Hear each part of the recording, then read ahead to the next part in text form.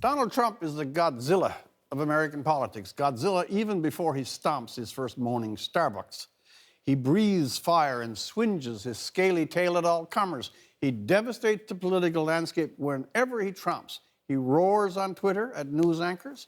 Megyn Kelly on Fox gets the full barbecue. He dismisses opponents with insult and scorn. From sweet Dr. Ben Carson to the better armored Hillary, he trashes them all. On Ted Cruz, well, on Cruz, he goes full thermonuclear. Cruz, he says, is Canadian. I see another wall for Trump construction to keep those toxically polite Canadians fenced into their snow and ice buried igloos where they should be. Now, for all those who think all American politics needs to be put in a box and have the life shaken out of it, and there's something of an argument for that, Trump is a mixed joy. It's good to see the artful, untrustworthy, say anything to get elected insider professional political class get a really good, metaphorical, smack in the gob. The insiders have kept the game to themselves for so long, it's moldy. It's breeding dynasties. A second Clinton, a third Bush.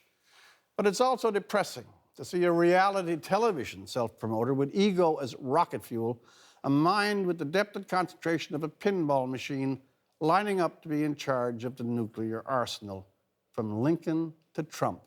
That's not a slide. It's a character and intellectual descent with the force of an avalanche. But it's not all Trump.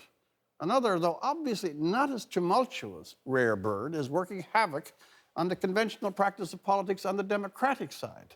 A white-haired, old-fashioned class warrior, playing Jeremiah to Wall Street and the billionaires, an anti-Trump, if you will, but stirring up the Democrats with the same ease as his nemesis.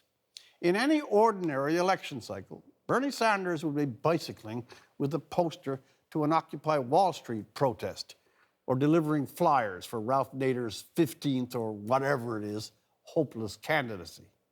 Sanders is a proud socialist, which in American politics offers the appeal of malaria and is seen as more difficult to cure. His biography twinkles with the wonderful tidbit that he spent his honeymoon in Moscow. Beijing was probably booked that week. But here's Sanders, save for 6 coin tosses, tied with Hillary Clinton in Iowa and heading into New Hampshire next week with a huge lead. This previously undistinguished 74-year-old Moscow honeymooning socialist draws far more enthusiasm, drive, and young supporters than the campaign of Hillary Clinton. Sanders' airy levitation is more unlikely, more remarkable, even more huge, copyright Donald Trump, than Donald Trump's. The axis of American politics has been ripped from its bearings. New Hampshire next week will tell us by how much. Whatever the result, however, Trump and Sanders both have already proved that Americans are really fed up with things as they are and, without a massive, even Godzilla-sized shakeup, how they will continue to be. For The National, I'm Rex Murphy.